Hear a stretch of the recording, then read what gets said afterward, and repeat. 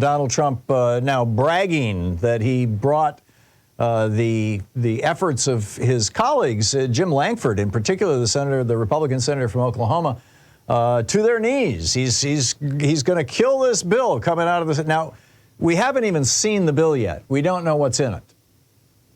What we do know from press leaks and comments by people working on it is that it is pretty rigorous with regard to the border. It strengthens the border, and Biden's all in favor of this as well, at least over the short term, over the course of the next year. So number one, it provides for, I think, over 1,000 new Border Patrol agents. It expands the detention facilities. It increases the number of judges who can adjudicate these cases so that they can figure out who's actually, a genuine refugee fleeing persecution versus who's just somebody who's looking for a better life, which is the case in, probably 6 billion people on the planet. We've got rules about who we let in and who we don't, but you can't enforce them if you don't have enough judges. So, this would provide enough judges to do that. So anyhow, the Republicans and Democrats in the Senate and President Biden are working this thing out. And it looks like it's a pretty good piece of legislation, and it funds Ukraine and it funds Israel as well. And Donald Trump is out now saying, I killed the bill, right? He said, I'll fight it all the way. A lot of the senators are trying to say to me respectfully, they're blaming it on me. And I say, that's okay. Please blame it on me, please. Now, why would Trump say that? Because he wants to be viewed as the strong guy. This is basically the only card that Donald Trump has to play, is that he's a strong man. And once his weaknesses start showing, his support is going to start cracking. Because the reason people support him is that they think he's Big Daddy. He's the strong man who will protect them.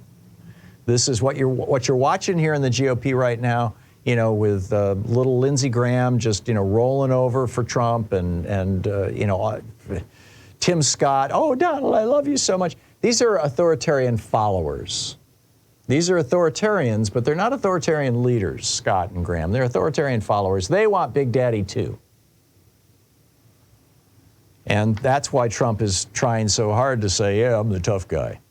By the way, I mentioned in the previous break how Donald Trump might be evading paying income taxes on $48 million that he claims he was loaned by one of his companies.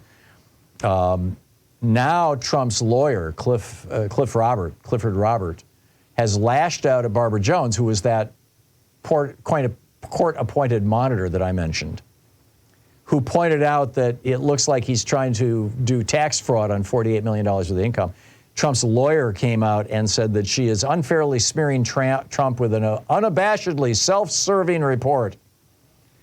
He went on to compare her to the police inspector in Les Mis. If you remember, what was his name? Jean, was that the good guy?